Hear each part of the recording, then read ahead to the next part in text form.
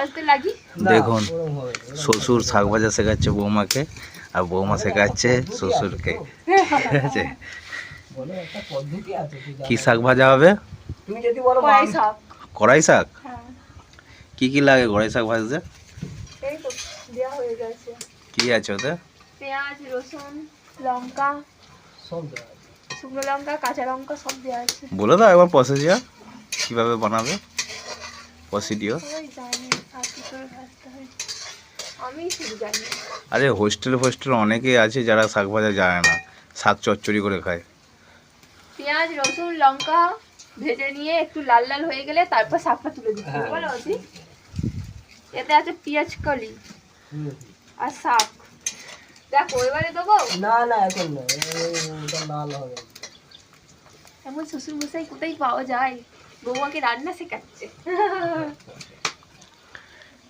মাকে রান্না না শেখালে মা আমাদের খাওয়াবে কি করে খাওয়াবে? হ্যাঁ তাই তো। কিন্তু জানে না রান্না, তাদের শিখে নিতে হবে। হ্যাঁ শাকের সাথে ওটাও সঙ্গে ঠিক সঙ্গে হয়ে আছে, যাবে। একটু হোল না। আচ্ছা ঠিক আছে।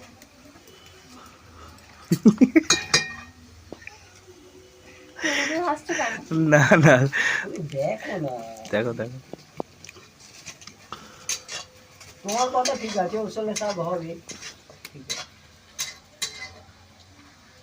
আমার নাক বন্ধ, আমার সর্দি লেগেছে, শাক ভাজার গন্ধই পাচ্ছি না আমি। এটার গন্ধ পাচ্ছি না, এটার গন্ধ উঠবে বলো। গন্ধ উঠলে দিতে হবে। তুই গন্ধ পাচ্ছ? এবার দেখো এবার হয়ে গেছে।